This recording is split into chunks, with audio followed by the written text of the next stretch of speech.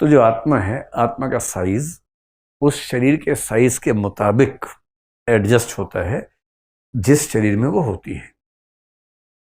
तो लोगों ने बड़ा मजाक बनाया, बोले अच्छा इसका मतलब अगर कोई बच्चा मोटा हो जाए खा खा के, उसकी आत्मा बढ़ती जा रही है, इसका मतलब तो अगर अगर शरीर से आत्मा ऐसे बढ़ेगी और इसका मतलब जब बच्चा बड़ा तो उसकी आत्मा भी बढ़ रही है साथ साथ।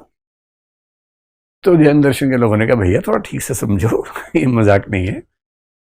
लेकिन जो विस्तार है आत्मा का वो भौतिक वस्तु के विस्तार जैसा नहीं है।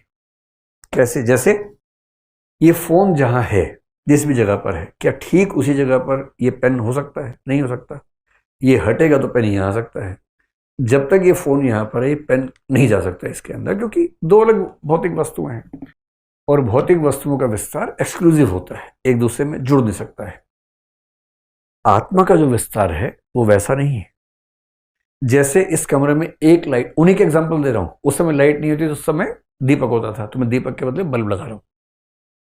इस कमरे में एक लाइट हमने ऑन की मान लीजिए, तो वो लाइट एक जगह तक रहेगी, पूरे में फैल जाएगी, पूरे में फैलेगी। फिर आपने पीछे की साइड में एक लाइट और ऑन कर दी।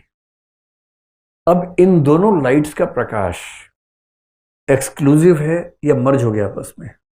मर्ज हो गया। ठीक वैसे ही आत्मा का जो विस्तार है वो आपस में मर्ज होने वाला है। वो भौतिक विस्तार की तरह नहीं है, एक्सक्लूसिव नहीं है। और इसका मतलब थ्योरेटिकली उन्होंने कहा कि एक शरीर में एक से ज्यादा आत्माएं भी साथ साथ हो सकती हैं। हालांकि ऐसा होता नहीं है, पर दो आत्माओं का एक जगह पर होना, इसमें कोई कॉन्ट्राडिक्शन नहीं है, क्योंकि उनका विस्तार भौतिक वस्तु के विस्तार जैसा ना होकर के अमूर्त वस्तु के विस्तार जैसा है, चेतन वस्तु के विस्तार जैसा है।